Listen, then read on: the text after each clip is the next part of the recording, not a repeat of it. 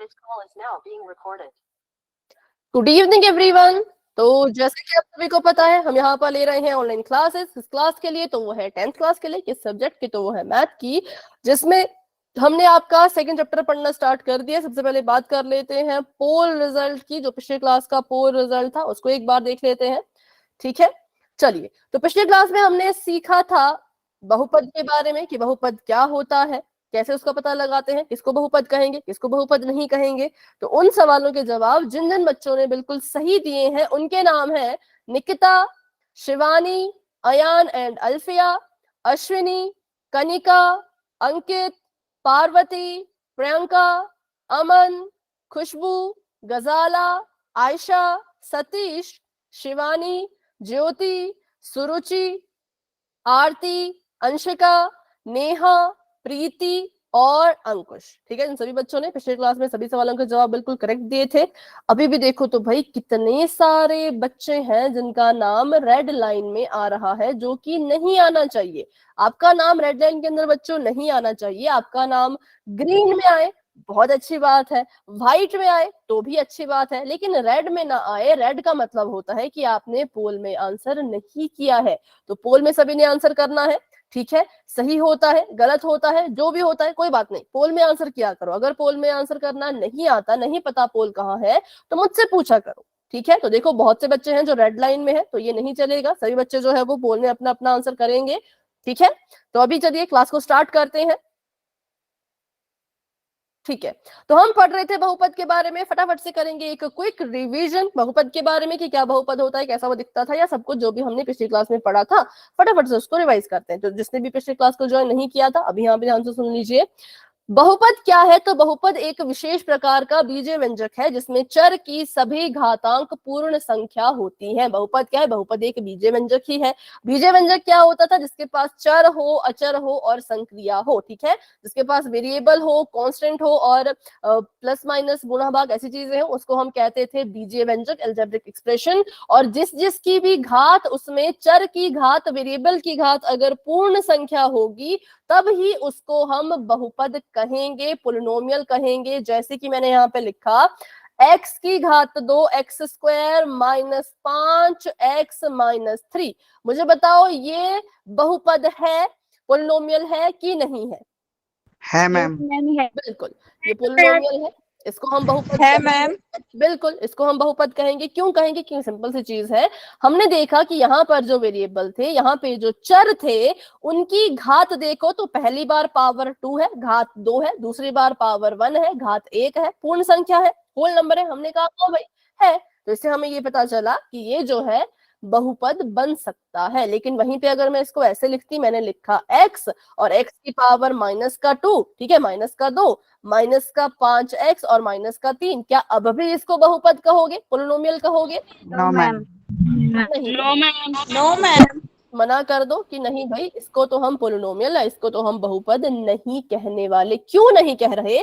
क्योंकि जो पावर है, जो घात है, वो नेगेटिव है, माइनस की है, जो कि नहीं चाहिए। पावर में चाहिए पूर्ण संख्या, होल नंबर, लेकिन माइनस की चीजें तो होल नंबर या पूर्ण संख्या नहीं होती है, ठीक है। तो इसलिए इसको बहुपद नहीं कहेंगे। तो बहुपद क्या है? एक बीजीय व्यंजक है जिसमें सभी की सभी घात पूर्ण संख्या होगी।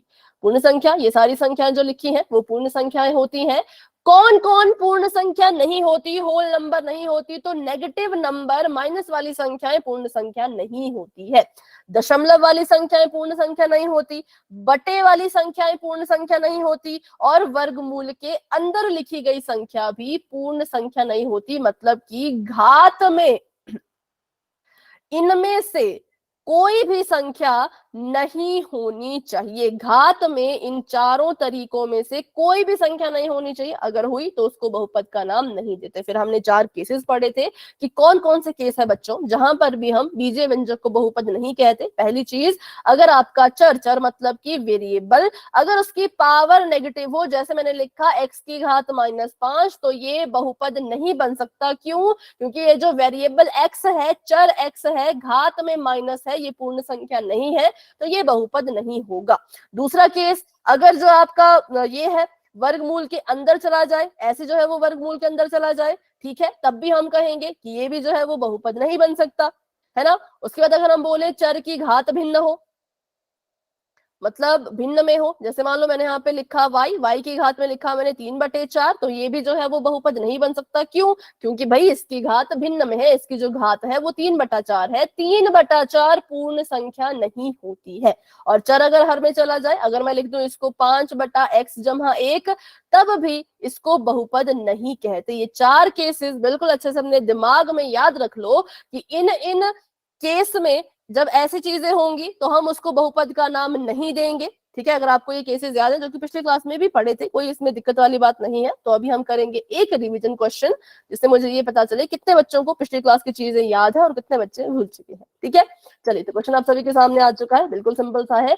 आपने बताना है इन चारों में से कौन है जिसको आप बहुपद कहोगे, पोलिनोमियल कहोगे। ठीक है, आंसर देना है वही।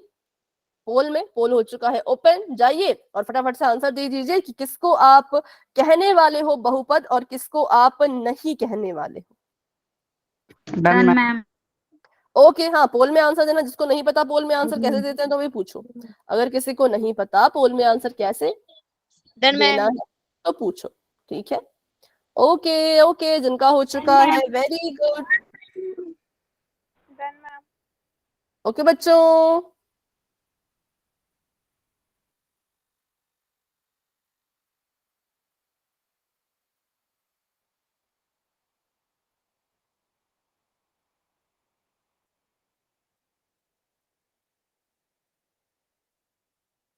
ठीक है,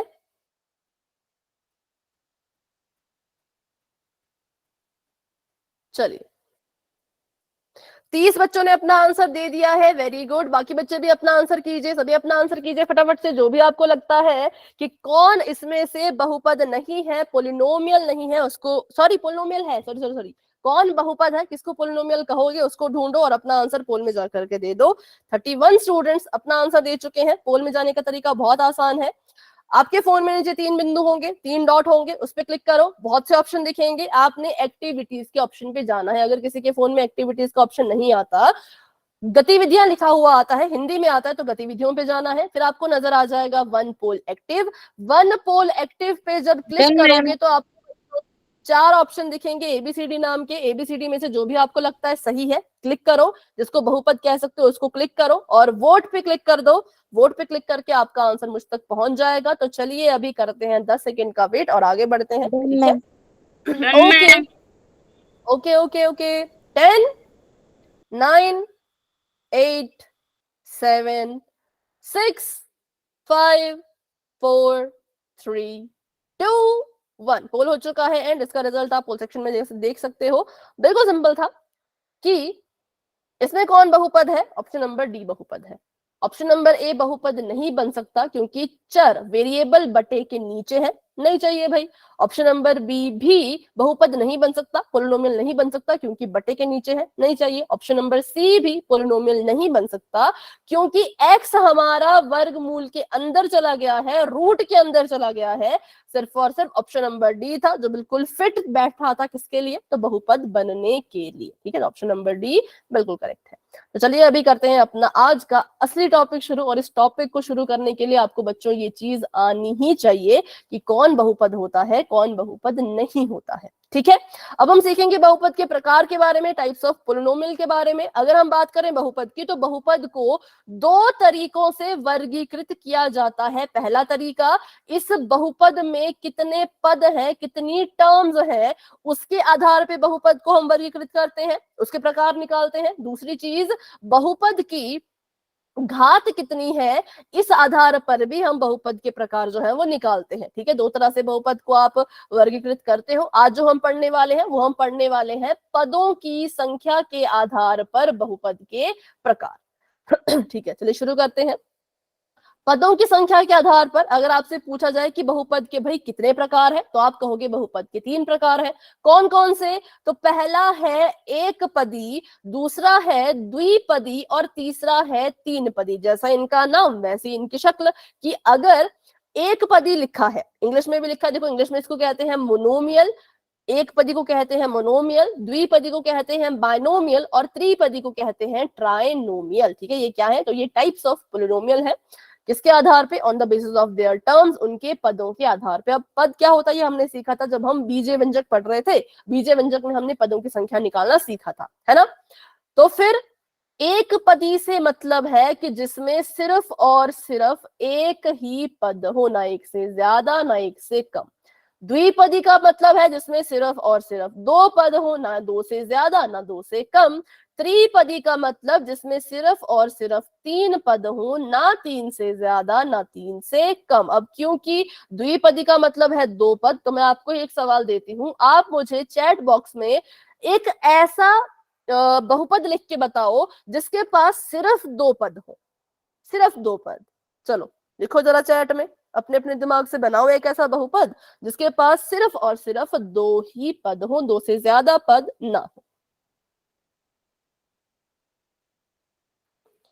चलो बहुपद नहीं लिखना, बहुपद में कंफ्यूज हो रहे हो, एक बीजे व्यंजक लिख दो जिसमें दो पद हो, ऐसा बीजे व्यंजक लिख दो।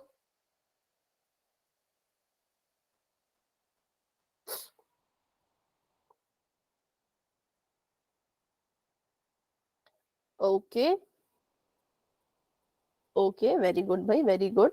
कॉपी नहीं करना किसी का, हाँ अपना अपना लिखो सभी। चलो बिल्कुल ठीक लिख रहे हो। नहीं सतीश, थोड़ा सा गलत बेटा, क्योंकि इसमें दो पद नहीं है। इसमें कितने पद हैं देखिए जरा, कितने पद हैं इसमें? तीन है ना, तो ये नहीं चलेगा। और देखो,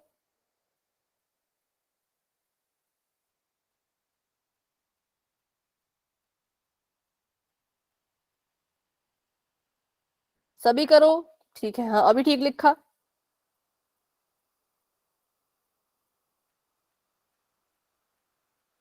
ठीक है ठीक है, अब सभी के सही आ रहे हैं। बिल्कुल सिंपल है, तो बिल्कुल सही लिख रहे हो कि दो पद का मतलब जिसमें, द्विपद का मतलब जिसमें दो ही पद हो, तो कैसे लिखा जाएगा उसको हम लिख सकते हैं ऐसे, x plus two, y minus two, y square minus two. कैसे भी लिखो भाई, कैसे भी लिखो, क्या होगा आपको जो है वो अपना आंसर मिल जाएगा, मतलब ये द्विपद बन जाएगा। चलो इसी तरह से मुझे बताओ त्रिपदी का एग्जांपल जिसमें तीन पद हो। बहुत अच्छे आज की, तो मतलब आपको अच्छे से आ गया है, तो इसको बस आप खुद से ही सीखो, अभी प्रैक्टिस करो इसकी।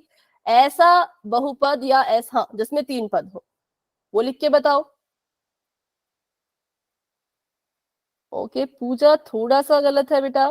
हाँ जो है आपका करेक्ट है, अमन करेक्ट है, प्रिंस करेक्ट है, सतीश करेक्ट है। बिल्कुल, जिसमें तीन पद हो तो तीन पदों को लिखा जाता है ऐसे, जैसे लिखा है 2d माइनस का 5f माइनस का 2, और लिखा है x की घात 2 जमहा 3x जमहा 4।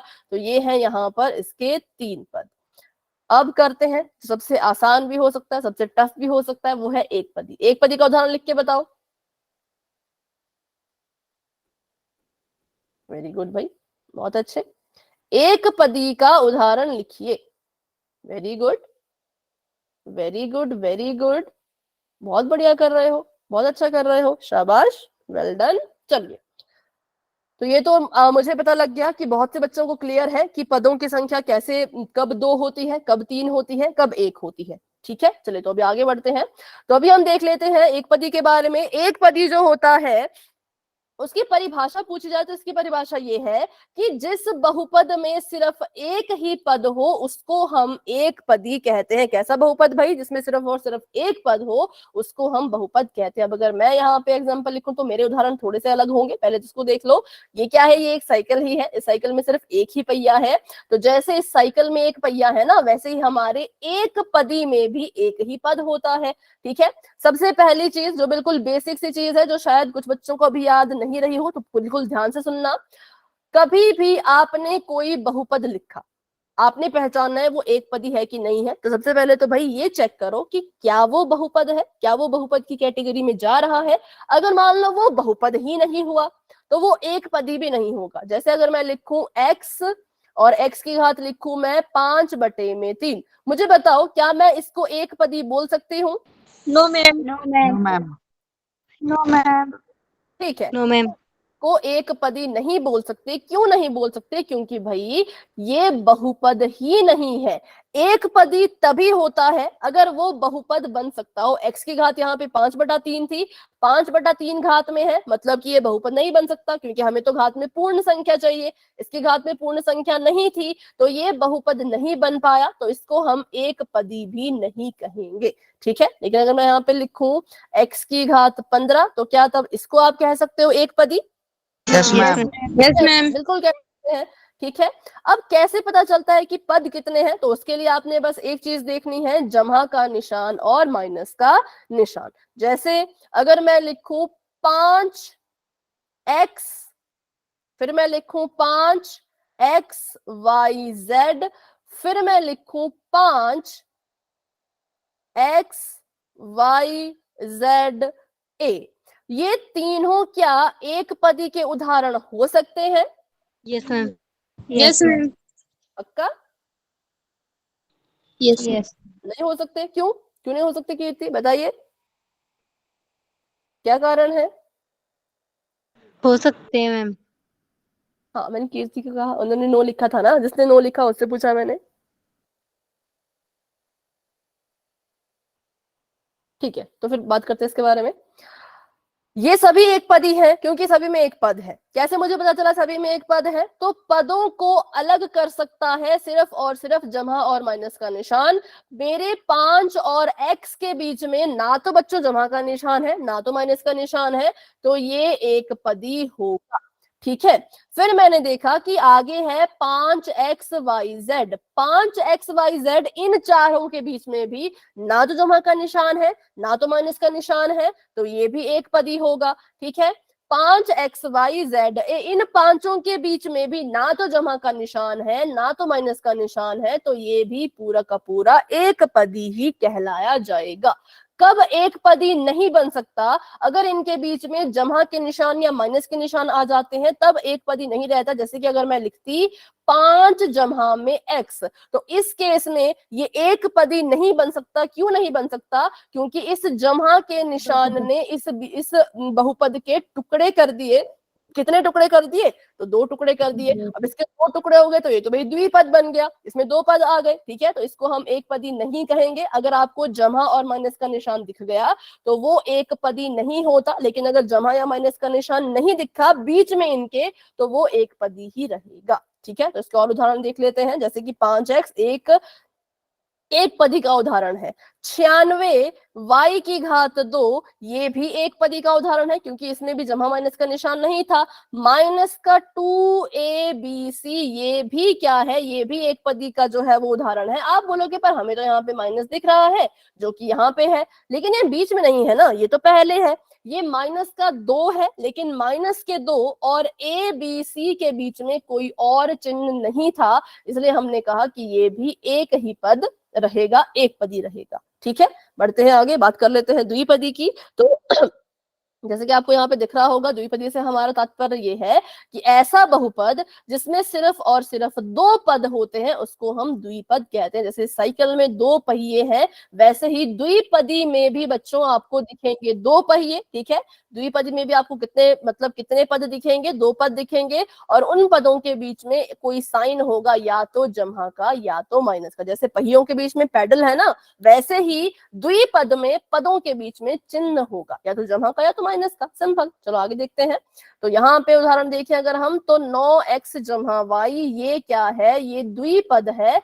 क्यों इसको हम द्विपद कह रहे हैं? क्योंकि इस जमा के निशान ने इस पूरी चीज को 2 हिस्सों में बांट दिया। पहला बन गया है 9x और दूसरा बन गया है y। ठीक है, अगला हमारे पास है 10 - b। अब 10 - b जो है, इसमें देखो माइनस का निशान बीच में आ गया। इसके कितने टुकड़े हुए? तो इसके भी 2 टुकड़े हुए। पहला टुकड़ा है 10, दूसरा टुकड़ा है माइनस का b, तो ये भी द्विपद हो गया। माइनस का 2a जमा का bc, यहाँ पर भी देखो, तो इस जमा के निशान ने 2 टुकड़े कर दिए। पहला टुकड़ा ये, दूसरा टुकड़ा ये, तो ये भी द्विपद जो है वो बन जाएगा। ठीक है, आगे बढ़ते हैं। अब बात कर लेते हैं अगले प्रकार की, जो कि त्रिपद है। जैसे इस साइकिल में आपको 3 पहिए नजर आ रहे हैं, वैसे ही त्रिपद में भी आपको 3 पद नजर आएंगे, 3 अलग अलग हिस्से नजर आएंगे। ठीक है, तो जिस बहुपद में सिर्फ 3 पद होते हैं उसको हम कहते हैं त्रिपद। तो उदाहरण के लिए यहाँ पे लिखा है 9x जमा का 2y माइनस का 5z। यहाँ पे 2 बार निशान आया, पहले ये जमा का निशान आया, फिर ये माइनस का निशान आया। इसने इस बहुपद को 3 हिस्सों में बांटा, 3 हिस्सों में इसका बंटवारा कर दिया। पहला हिस्सा है 9x, दूसरा हिस्सा है 2y और तीसरा हिस्सा है माइनस का 5z। तो इसके 3 टुकड़े हो गए, तो हम कहेंगे ये त्रिपद है।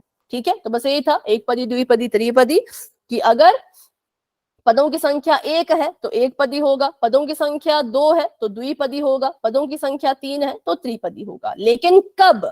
सबसे पहले तो बस एक चीज चेक करो कि जो भी लिखा गया है बच्चों वो बहुपद है या नहीं। अगर वो बहुपद हुआ तब एक पदी, द्विपदी, त्रिपदी नाम उसको मिलेगा। अगर वो बहुपद ही नहीं हुआ तो ना तो एक पदी, ना तो द्विपदी, ना तो त्रिपदी। ठीक है, चलिए। और अगर ऐसा हो जाए कि मान लो 3 से ज्यादा पद आ जाए तो फिर क्या कहोगे? मैं आपको एक उदाहरण यहाँ पे लिख के देती हूँ, मैं आपको लिख के देती हूँ, x जमा y माइनस z जमा b। इस बहुपद में कितने पद हैं?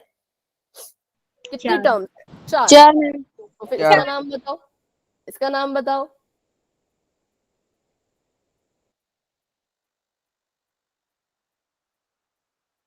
एक था तो एक पदी, 2 थे तो द्विपदी, 3 था तो त्रिपदी, अब 4 है तो क्या कहोगे? चतुर्पदी। लेकिन नहीं कहेंगे। ठीक है, अगर इनमें से कोई नहीं। हाँ, इनमें से कोई नहीं, पर कुछ तो कहेंगे ना। मतलब ऐसा तो नहीं कहेंगे कि 4 पद है इसमें बस 4 पद इसका नाम रहेगा, ऐसा नहीं होगा, है ना। तो अगर कभी ऐसा होता है कि किसी बहुपद में 3 से ज्यादा पद आ जाए, 4, 5, 6, 7, 8 ऐसे पद आ जाए, तो उसके लिए कोई स्पेशल नाम नहीं होता, उसका सीधा नाम हम कहते हैं कि भाई ये बहुपद है। ठीक है, उसको हम पोलिनोमियल कह देंगे। एक पदी होगा तो मोनोमियल, द्विपदी होगा बाइनोमियल, त्रिपदी होगा ट्राइनोमियल। लेकिन अगर 4 पद आ गए, 5, 6, 7 जितने मर्जी आ जाए भाई, 3 से ज्यादा जितने मर्जी आ जाए, उसको सिंपल से बोल दो ये बहुपद है, ये पोलिनोमियल है। ठीक है, तो ये भी आपको यहीं पे लिखा गया है कि अगर 3 से अधिक पद उपस्थित होते हैं तो उसको हम बहुपद कहते हैं। जैसे कि यहाँ पे 4 पद थे, ये भी बहुपद है, ये भी बहुपद है। यहाँ पे 5 पद थे, ये भी बहुपद है। ठीक है, चलिए अब इस टेबल को फटाफट से फिल करो, फिर क्वेश्चन हम पोल में करेंगे। आपको यहाँ पे एक बीजीय व्यंजक दे रखा है और आपको इसमें पूछा है पदों की संख्या कितनी है और बहुपद का कौन सा प्रकार है। मुझे बताओ 3b² जमा a, इसमें पदों की संख्या कितनी है? 2 है, बिल्कुल करेक्ट है। और इसका नाम क्या हो जाएगा फिर? द्विपदी, बिल्कुल। बीच बीच से पूछूंगी मैं, बीच बीच से पूछूंगी मैं। ये बताओ इसमें कितने पद हैं? मैम एक। पक्का? एक। Yes ma'am. Yes ma'am. ठीक है, अभी आ रहे हैं आंसर, चैट में आंसर आ रहे हैं। इसमें कितने पद हैं? ठीक है, एक मैम। क्योंकि 5p²q इनके बीच में ना तो भाई जमा का निशान दिखा, ना तो भाई माइनस का निशान दिखा, तो हम कहेंगे इसमें जो पद है टोटल वो 1 है। और अगर एक पद है तो नाम क्या हो जाएगा इसका? एक पदी। एक पदी। एक पदी। ओके, इसका नाम हो जाएगा एक पदी। अगला ये वाला बताओ, 3m² माइनस मैम 2। द्विपद मैम द्विपदी। त्रिपदी मैम। अभी रुको, माइक ऑफ करो। इसमें कितने पद हैं? इसका जवाब दो, नाम नहीं, सिर्फ कितने पद हैं वो बताओ। इसमें 3 पदी मैम। 3 पद मैम। इसमें 3 पद हैं तो इसका नाम हो जाएगा त्रिपदी। त्रिपदी। चलो ये बताओ कितने पद हैं इसमें? बहुपद। बहुपद 4 है मैम। मैंने नाम पूछा, मैंने पूछा कितने पद हैं? मैम 4। अब नाम बताओ। बहुपद है। बहुपद। चलो आखिरी वाला बताओ, अब आखिरी वाले को क्या कहूँ? बहुपद ही नहीं। पक्का? सभी बताओ भाई। मैं बहुपद ही नहीं है मैम। बिल्कुल, बहुपद वेरी नहीं गुड, है। वेरी गुड, वेरी गुड, बहुत अच्छा। सभी का जवाब बिल्कुल करेक्ट है कि ये बहुपद ही नहीं था। क्यों बहुपद नहीं था? क्योंकि देखो 2 लिखा है और x जो है वो वर्गमूल के अंदर चला गया है ना। और जमा का 5x जमा का 3। अब यहाँ पे देखा तो ये बहुपद ही नहीं था, वर्गमूल के अंदर x को बिठा दिया। ऐसी चीजें बहुपद की कैटेगरी में नहीं आती। अब अगर ये बहुपद ही नहीं तो इसको आप त्रिपदी का नाम भी नहीं दे सकते। मैं मान रही हूं कि इसमें 3 पद हैं, ठीक है, पद इसमें कितने, तो हम कहेंगे 3 पद हैं, लेकिन इसका नाम त्रिपदी नहीं हो सकता। क्यों नहीं हो सकता? क्योंकि ये बहुपद नहीं था। पहले उनको बहुपद बनना पड़ेगा, फिर एक पदी, द्विपदी, त्रिपदी बन सकते हैं। पर अगर वो बहुपद ही नहीं तो फिर ना तो एक पदी, ना तो द्विपदी, ना तो त्रिपदी। ठीक है, तो चलिए अभी क्वेश्चन कर लेते हैं पोल में। तो अभी के लिए मैंने चैट को कर दिया है ऑफ और बढ़ते हैं अपने पहले सवाल की तरफ। तो पहला सवाल आप सभी के सामने ये है, आपने बताना है इन सभी में से एक पदी कौन है। किसको आप एक पदी का नाम दोगे उसको ढूंढो। पहले तो ये चेक करो कि जिसको भी आप एक पदी कह रहे हो ना वो बहुपद है भी कि नहीं है। ठीक है, अगर आपको दिख रहा है एक पदी तो ऑप्शन लगा दो, अगर नहीं दिख रहा तो फिर इनमें से कोई नहीं, ऐसा भी कर सकते हो। अगर आपको लग रहा है कि कोई भी नहीं है भाई, इसमें से कोई भी एक पदी नहीं बन सकता, तो फिर उसको भी कर सकते हो। ठीक है, सभी करो, सभी ट्राई करो। Done ma'am. जो एक पदी है, ठीक है, जिसको एक पदी का नाम दोगे उसको ढूंढ के निकालो और आंसर दे दो पोल सेक्शन में। Done ma'am. ये बच्चों वेरी गुड, वेरी गुड, सभी कोशिश कर रहे हैं, शाबाश।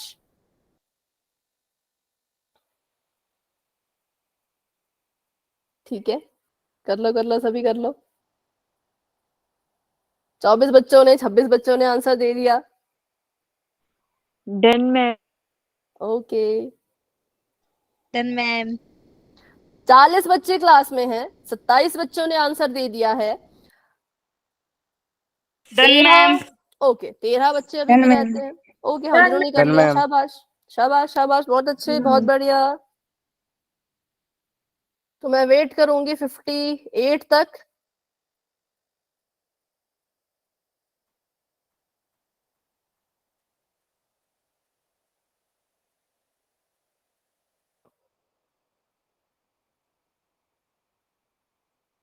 चलो 58 हो गए हैं, अभी मैं कर रही हूँ 10 सेकंड का वेट। जिन बच्चों ने आंसर नहीं किया कर लो, क्योंकि बहुत सिंपल सवाल है। जो एक पदी है उसको ढूंढ के निकालो। 10 9 8 7 6 5 4 3 2 1 पोल हो चुका है एंड। और इसका आंसर बताओ, चलो। डी। अगर मैं बोलूं कि ऑप्शन नंबर डी गलत है, अब बताओ। C ma'am.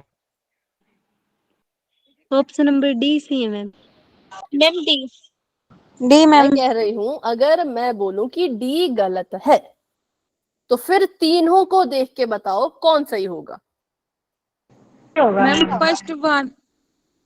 फर्स्ट तो नहीं है मैम। सी एक होगा। पदी, एक पदी की बात कर रहे हैं। चैट में एसी दिख रहा है, तो देखते हैं भाई क्या होगा। सबसे पहली चीज, एक पदी होता है जिसमें एक ही पद हो। देखो ना, ये है y की घात -1 जमा 2।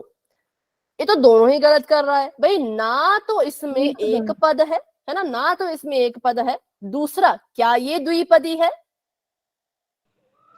नो मैम, ये बहुपदी नहीं। नो मैम, ये जब बहुपद ही नहीं तो इसको एक पदी द्विपदी बोल के कुछ फायदा नहीं। ठीक है, तो गलत हो गया। ऑप्शन नंबर बी देखो, क्या ये बहुपद है? No ma'am. क्या इसमें एक पद है? Yes ma'am. ठीक है, पद इसमें एक था क्योंकि हमने पढ़ रखा है। अगर भाग वाली चीजें हो, जैसे कि ऐसे हो a बटा b हो, तो ये भी एक ही पद होता है, क्योंकि पदों को अलग करता है तो सिर्फ जमा और माइनस का निशान, और कोई अलग नहीं कर सकता। ठीक है, तो a बटा b में पद तो एक ही है, पर ये खुद भाई क्या नहीं है, ये खुद ही क्या कहते हैं उसको, बहुपद ही नहीं है, तो इसको भी एक नहीं कह सकते। क्या ऑप्शन नंबर सी को आप बहुपद बोल सकते हो? नो ले लो, कोई नो कोई यस है। Yes ma'am.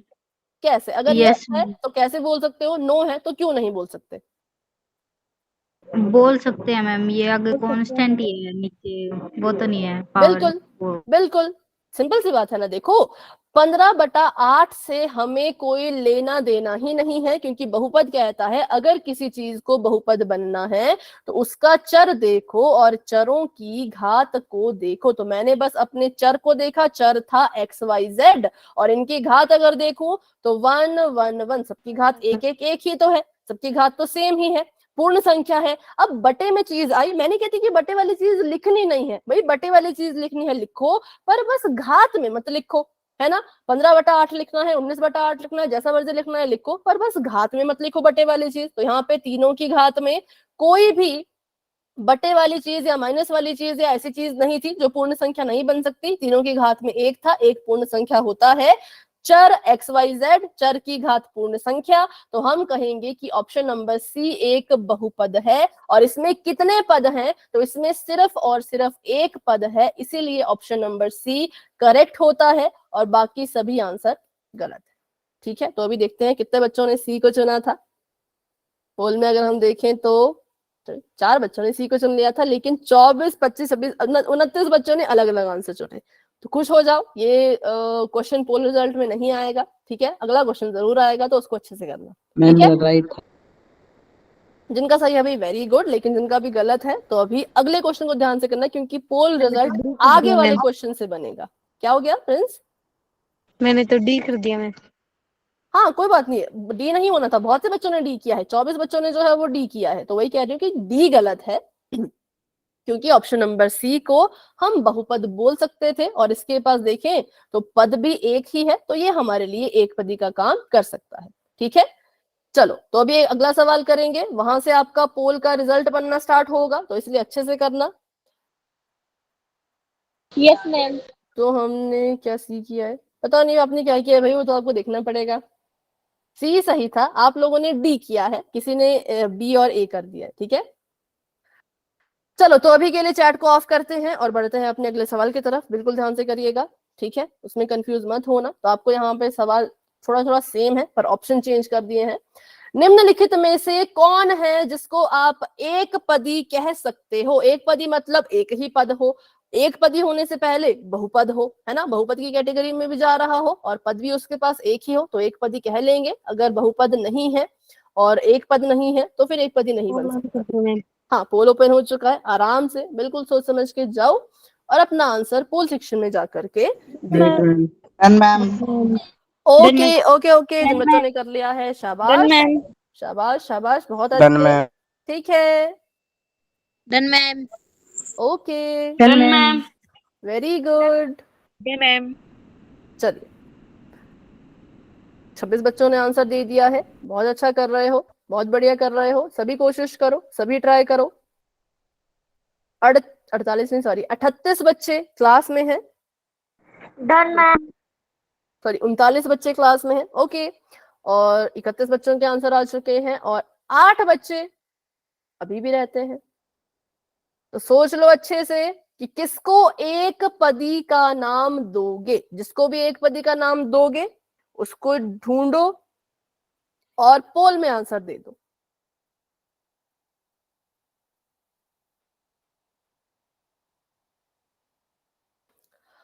तो अभी मैं कर रही हूँ 10 सेकेंड का वेट, जिन बच्चों ने आंसर नहीं किया है कर लेना। 10 9 8 7 6 5 4 3 2 1। तो पोल हो चुका है एंड, और अभी अपना आंसर आप दे सकते हो चैट बॉक्स में।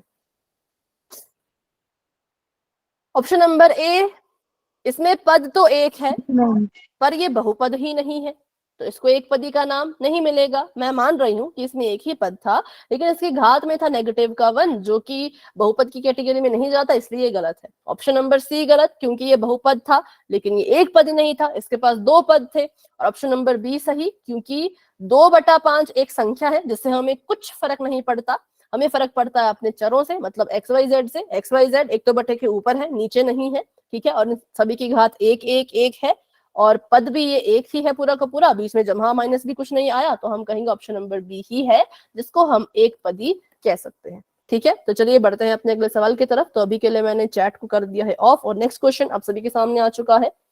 चलो, पोल अभी नजर नहीं आएगा क्योंकि ऑप्शन मैं खुद से यहाँ पे आपको लिख के बताऊंगी। इनमें से किसको आप त्रिपदी का नाम नहीं दोगे? ठीक है, पहला ऑप्शन है x की घात 3 जमा x की घात 2 माइनस का x।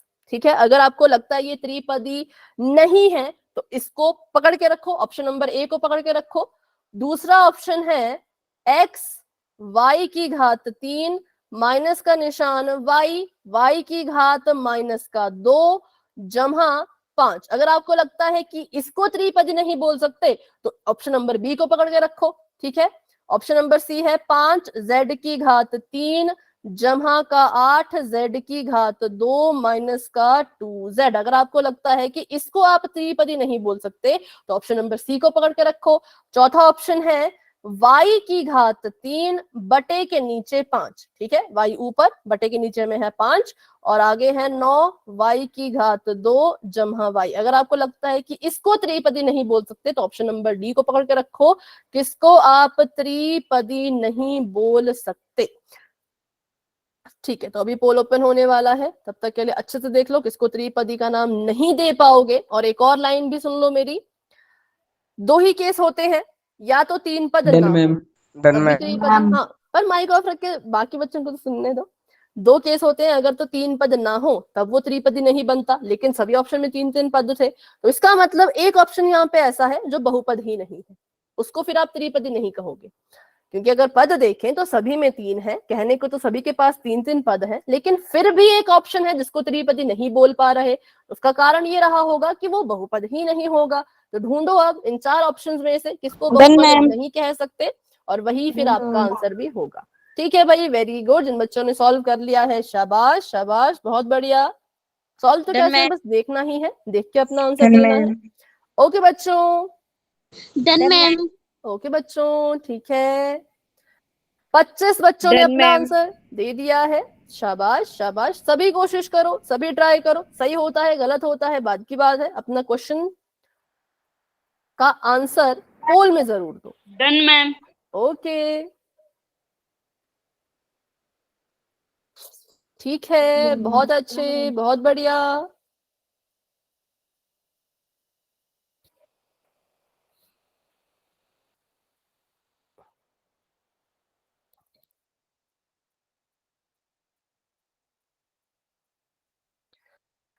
थर्टी 31 बच्चों के आंसर आ चुके हैं, वेरी गुड। बाकी बच्चे भी कोशिश करो क्लास में।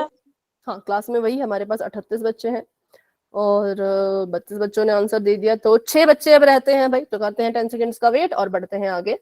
10 9 8 7 6 5 4 3 2 1। पोल हो चुका है एंड, और इसका रिजल्ट आप देख सकते हो पोल सेक्शन में और अपना आंसर बता सकते हो चैट में। किसको हम त्रिपदी नहीं मानेंगे? तो जी बिल्कुल करेक्ट है, ऑप्शन नंबर बी को हम त्रिपद नहीं कहेंगे। क्यों नहीं कहेंगे? क्योंकि ये क्या नहीं है मैम, बहुपद नहीं है, बिल्कुल ये बहुपद ही नहीं है, क्योंकि हमने देखा y की घात माइनस का 2 था, माइनस का 2 तो भाई पूर्ण संख्या नहीं होता, तो जब ये बहुपद ही नहीं बन पाया तो ये त्रिपदी कैसे बनेगा? पहले तो इसको बहुपद होना पड़ेगा ना, तब तो ये त्रिपदी भी बन सकता है, पर ये बहुपद ही नहीं तो ये त्रिपदी भी नहीं, और वही ढूंढना था जिसको त्रिपदी नहीं कह सकते, इसलिए option number B is the right answer. ठीक है, ऑप्शन नंबर बी करेक्ट है। अब बहुत से बच्चे कंफ्यूज थे ऑप्शन नंबर डी को लेकर के, पर ऑप्शन नंबर डी बहुपद है बच्चों। क्यों? क्योंकि बटे के नीचे 5 है, संख्या कहीं भी जाए, संख्या बटे के नीचे जाए, संख्या अपने साथ दशमलव ले आए, संख्या जो है वो माइनस की हो जाए, संख्या वर्गमूल के अंदर चला जाए, हमें कोई फर्क नहीं पड़ता। फर्क पड़ता है अपने चर से। चर यहाँ पे था y, है ना, चर यहाँ पे था y की घात 3 पूर्ण संख्या, y की घात 2 पूर्ण संख्या, y की घात 1 पूर्ण संख्या, तीनों घातें पूर्ण संख्या वाली थी, 3 ही पद थे, तो ये तो त्रिपद बन जाएगा। ये भी त्रिपद है, ये भी त्रिपद है, ये भी त्रिपद है, सिर्फ और सिर्फ ऑप्शन नंबर बी था जो त्रिपद नहीं बन सका। किसकी वजह से? तो घात की वजह से। ठीक है, चलिए, पद इसके पास भी 3 थे पर घात नेगेटिव चली गई, तो इसलिए ये भी त्रिपद नहीं बन गया, त्रिपद बनते बनते रह गया। ठीक है, चलो तो अभी करते हैं एक और सवाल, पोल में करेंगे। चैट हो चुकी है ऑफ, क्वेश्चन आप सभी के सामने आ चुका है। ये तो बहुत ही अब आपके लिए तो बिल्कुल मतलब इतने बड़े बड़े क्वेश्चन सॉल्व करके तो बच्चे वाला क्वेश्चन होगा, पर फिर भी ध्यान से करना। 5g की घात 2 माइनस का साथ में इसके 8। ये भाई क्या है? ये एक पदी है कि द्विपदी है कि त्रिपदी है कि इनमें से कुछ भी नहीं है। जो भी आपको अपना आंसर लगता है वो आपने देना है पोल में। तो पोल हो चुका है ओपन, जाओ और अपना आंसर दे दो। Done, ma'am. Done, ma'am. Done, ma'am. Done, ma'am. Okay, Done, ma'am. Very good very good. हाँ, ये तो बिल्कुल सिंपल है। जब हमने इतने पीछे इतने खतरनाक खतरनाक क्वेश्चन कर लिए तो फिर ये तो बहुत ही आसान सवाल आ गया है ना। अच्छे से करो। Very good very good.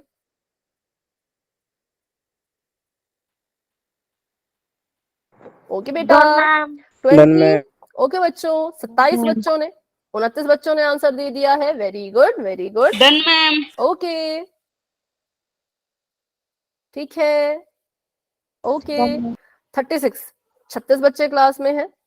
36 में से 30 बच्चों ने आंसर कर दिया। हाँ, धीरे धीरे सभी आंसर कर रहे हैं। वेरी गुड, शाबाश। ठीक है, चलो तो करते हैं अभी हम 10 सेकंड का वेट। जिन बच्चों ने आंसर नहीं किया कर लेना कि ये जो लिखा है यहाँ पर ये किस तरह का बहुपद है। एक पदी है, द्विपदी है, त्रिपदी है, कैसा है उसका पता लगाओ और आंसर दे दो। 10, 9, 8, 7, 6, 5, 4, 3, 2, 1। अभी के लिए भाई पोल हो चुका है एंड, और इसका रिजल्ट आप देख सकते हो पोल सेक्शन में और अपना आंसर बता सकते हो यहाँ पर। क्या है ये? मैम ऑप्शन बिल्कुल द्विपदी। माइनस का निशान आ गया। पहला पद ये, दूसरा पद ये, हो गया भाई, द्विपदी बन गया। बिल्कुल सिंपल था, है ना। चलो आगे बढ़ते हैं। Option number D is right answer. तो अभी हमने कर लिया है बहुपद के प्रकारों के बारे में कि बहुपद के प्रकार क्या क्या होते हैं। एक पदी, द्विपदी, त्रिपदी। लेकिन एक पदी, द्विपदी, त्रिपदी होने से पहले उसको बहुपद होना पड़ेगा। अगर वो बहुपद है तो उसको नाम मिल जाएगा एक पदी, द्विपदी, त्रिपदी का। लेकिन अगर वो बहुपद ही नहीं तो फिर उसको हम ये नाम भी नहीं दे सकते। अब आने वाला है हमारे इस पूरे चैप्टर का, या यूं कहें आपके मैथ का 10th क्लास का पूरा बहुत इंपॉर्टेंट टॉपिक कि गुणा कैसे करते हैं अपने बीजीय व्यंजक कह लो या बहुपद कह लो, कुछ भी कह लो इनको। मतलब ऐसे तो अलग अलग होते हैं ना, पर अभी के लिए मैं बता रही हूँ कि गुणा कैसे करना है वो हम सीखेंगे। मतलब गुणा करने का तरीका सेम है, चाहे बीजीय व्यंजक को गुणा कर रहे हो तब भी, चाहे बहुपद को गुणा कर रहे हो तब भी। ठीक है, चलिए तो सबसे पहले हम बात कर लेते हैं कि अगर मैंने यहाँ पे 4 लिखा और 4 के अगर मैं गुणनखंड बनाऊं तो गुणनखंड हो जाएंगे 2 गुणा 2। ठीक है, अब इसको अगर मैं घात में लिखना चाहूं तो कैसे लिखूंगी? 2 स्क्वायर 2 की घात में 2। क्यों मैंने 2 की घात 2 लिखा? क्योंकि देखो 2 यहाँ पर 2 बार लिखा गया था, खुद से गुणा हो रहा था। अब यहाँ पे आप कंफ्यूज हो जाओगे क्योंकि 2 2 आ रहा है। तो चलो इसको डिजिट को चेंज कर लेते हैं। अगर मैं लिखूं यहाँ पे 8 को हम लिख सकते हैं 2 गुणा में 2 के रूप में। ठीक है, अब 2 इसको घात में, हाँ बोलो, 2 ऐसे का ऐसा और घात में चला जाएगा कितना? 3। इसका ये मतलब हुआ 2 यहाँ पर कितनी बार लिखा है वो उसके सिर के ऊपर लिखा जाता है। जैसे कि जो चीज गुणा हो रही है, कौन गुणा हो रही है? 2 गुणा हो रहा है, तो पहले तो 2 को एक बार लिख लो, है ना। कितनी बार 2 लिखा है? 3 बार 2 लिखा है, तो घात में 3 लगा दो, सिंपल। अब अगर हमारी संख्या के साथ ऐसा होता है तो मतलब हमारे चरों के साथ भी ऐसा ही होता होगा। अगर मैं लिखूं y गुणा में y गुणा में y गुणा में y, तो बताइए घात में इसको कैसे लिखेंगे? y पावर Y 4 की घात क्या है? Y की घात 4। ठीक है, ठीक है।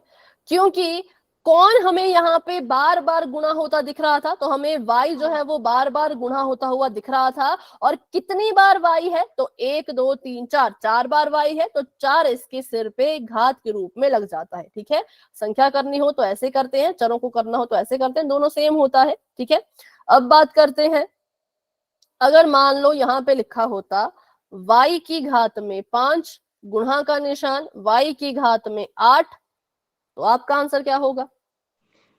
y को ma'am y multiply y multiply y multiply y। इतना सारा मल्टीप्लीकेशन। ठीक है, चलो थोड़ा आपने बताया जो ठीक बताया कि खोल के गुणा करो। अच्छा अच्छा आप कह रहे घात को भी गुणा करो। 4 क्या होता है भाई? 4 तो कुछ नहीं है। 4 क्यों लिख रहे हो? मैम बाई की घात 14। 14? 14 तो नहीं है। ओके, एक आंसर तो मुझे मिल गया है। एक आंसर तो मिल गया जो कि करेक्ट है, बिल्कुल। सीखो अब, ठीक है, कैसे करते हैं इसको गुणा करने के लिए। आपको एक रूल, एक नियम पता होना चाहिए, घातांक का नियम, जो ये कहता है कि a की घात में m, ठीक है, कितना? a की घात में m, गुणा का निशान a की घात में n। इसका ये मतलब होता है कि मान लो पहली चीज और दूसरी चीज सेम है। अभी सुनो, अभी लिखना बंद करो, अभी मेरी बात सुनो, ठीक है।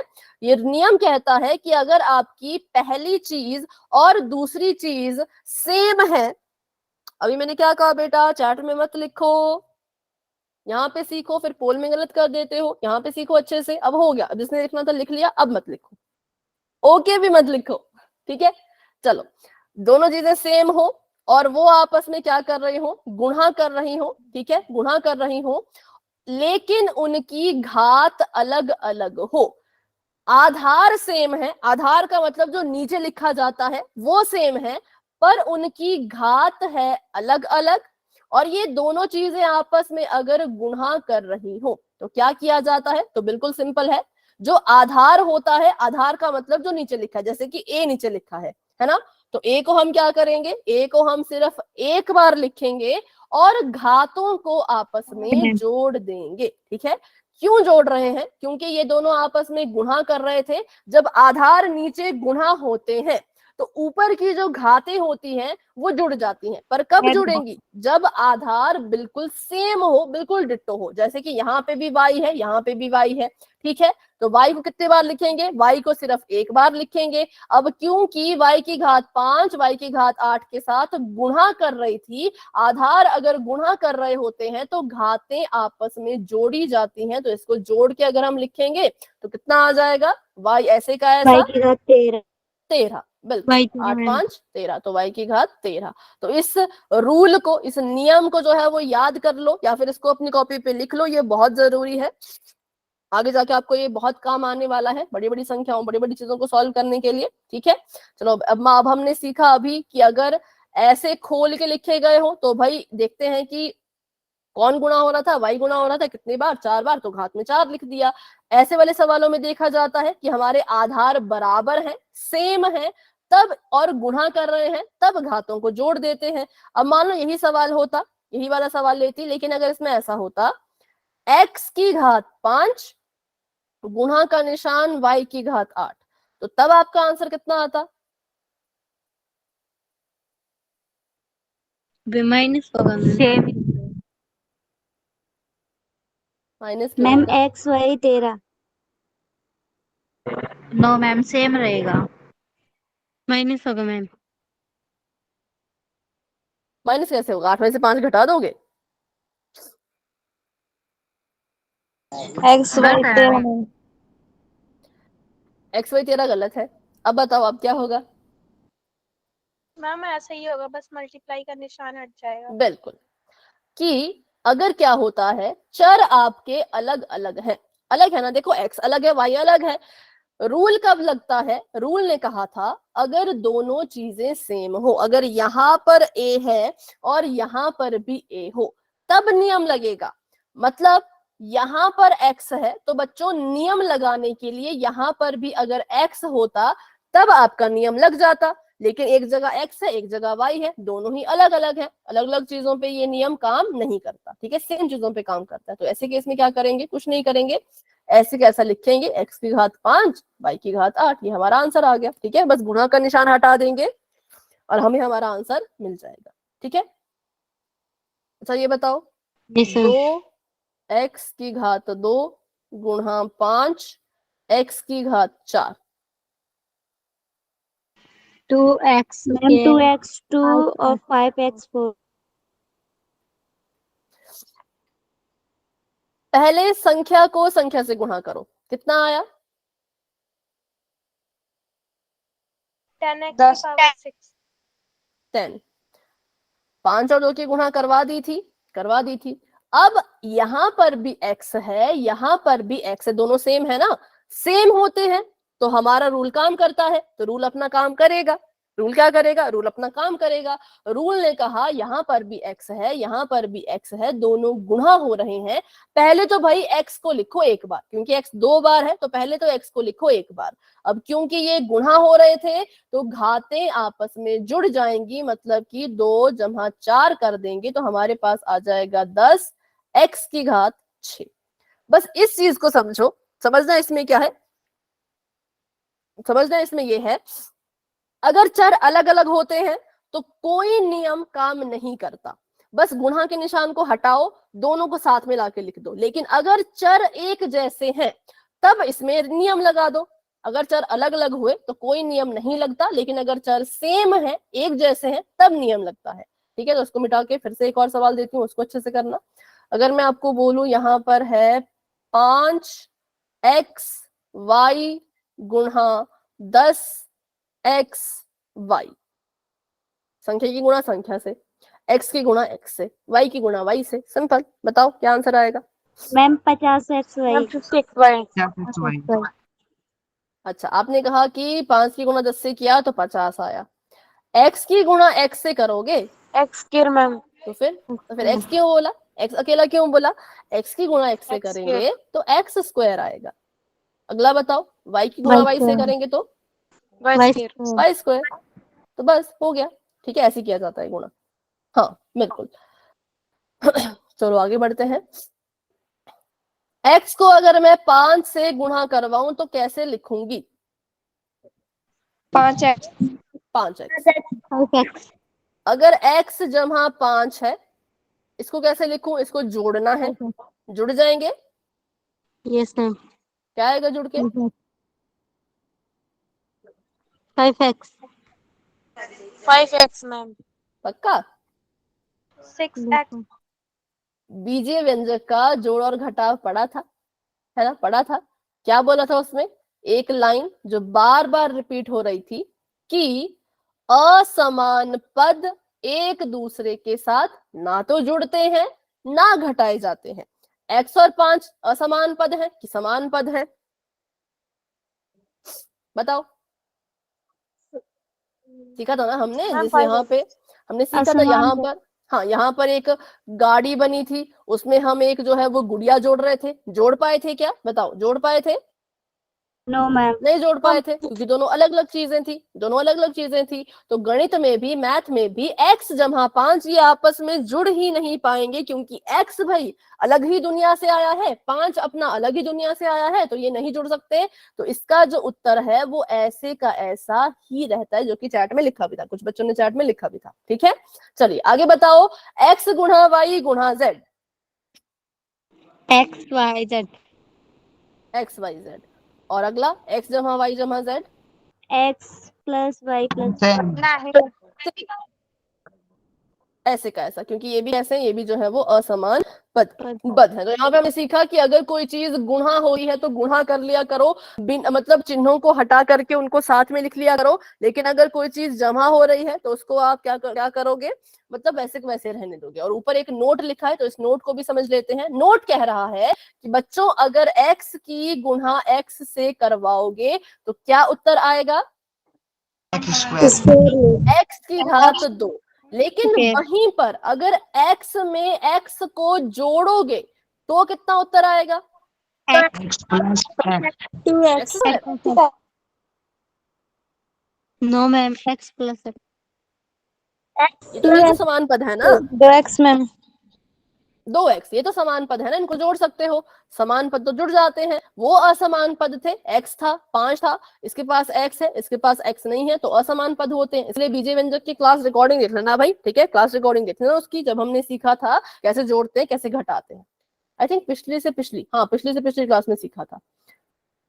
तो हमेशा बात ध्यान में ये रखनी है कि जब भी आप कभी चीजों को गुणा करते हो, समान पदों को गुणा करते हो, उत्तर हमेशा घात में आता है। लेकिन जब आप चीजों को जमा करते हो या घटा देते हो तो जैसा सवाल वैसे ही उत्तर की शक्ल, ठीक है, जैसे सवाल की शक्ल वैसे ही उत्तर की शक्ल। मेरा जो सवाल था वो x था कि x में x को जोड़ो, तो उत्तर भी x में ही आया, लेकिन जब गुणा की तो x ने x की गुणा जब की तो उत्तर जो है वो घात में आया। गुणा का उत्तर बहुत बार देखा गया है कि जब भी गुणा करते हैं उत्तर हमेशा घात में आता है, क्योंकि इसके ऊपर नियम जो है वो ये वाला लगता है ना, नियम जो है हमारा ये वाला लगता है, ये भी घातांक का नियम है, तो उत्तर हमेशा घात में आएगा। लेकिन जब जमा या घटाव की बात आती है तो कभी भी आप इसको अपनी मर्जी से घात नहीं लगा सकते। अगर यहाँ पे लिखा है x x तो उत्तर में भी x ही रहेगा। हाँ, अगर यहाँ पे होता x स्क्वायर जमा x स्क्वायर तो आपका उत्तर कितना आता, बताओ? x स्क्वायर में x स्क्वायर को जोड़ना है तो आपका उत्तर कितना आता? x4 ma'am. x4 सवाल के पास x में घात 2 है, उत्तर के पास x में घात 4 कैसे बन गई?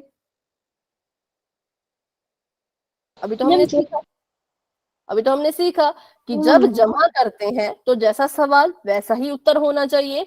ये एक एक्स स्क्वायर है, ये एक एक्स स्क्वायर है, एक एक्स स्क्वायर में एक और एक्स स्क्वायर को जोड़ दिया तो कितने एक्स स्क्वायर आए? 2x स्क्वायर पूरा बोलो, ठीक है। और अगर यहाँ पे चेंज कर दूं, एक्स स्क्वायर की गुणा एक्स स्क्वायर से करने पर क्या उत्तर आएगा? 4 अकेला, अच्छा, एक्स की घात 4। क्यों आएगा एक्स की घात 4? बिल्कुल सिंपल है, क्योंकि इस पे नियम लग जाएगा, है ना। देखो थोड़ा सा आप इसमें कंफ्यूज हो सकते हो, क्योंकि ये जमा घटाना बहुत ज्यादा सेम चीजें लगती है, पर ये सेम कभी होती नहीं है, ठीक है।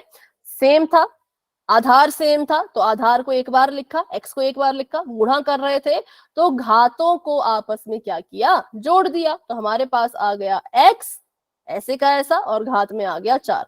जब एक्स स्क्वायर को एक्स स्क्वायर से गुणा किया तो एक्स की घात 4 आया, और जब एक्स स्क्वायर में एक्स स्क्वायर को जोड़ दिया तो आया 2 एक्स की घात 2, ठीक है। तो अभी के लिए क्लास को इतना रखते हैं, अभी बहुत ज्यादा अपने दिमाग पे वजन मत डालो, ठीक है। अगली क्लास में इसको बिल्कुल आराम से और बिल्कुल अच्छे से सीखेंगे कि कैसे गुणा करते हैं हम बहुपदों को और बीजीय व्यंजकों को, ठीक है। तो आज की क्लास को लेकर के एक पदी, द्विपदी, त्रिपदी में कोई डाउट है तो भाई क्लास में बने रहिए, मुझसे पूछे, लेकिन अगर कोई डाउट नहीं है तो आप क्लास को लेफ्ट कर सकते हो। Good night and bye bye ma'am, good night. Okay, मिलते हैं अपनी अगली क्लास में।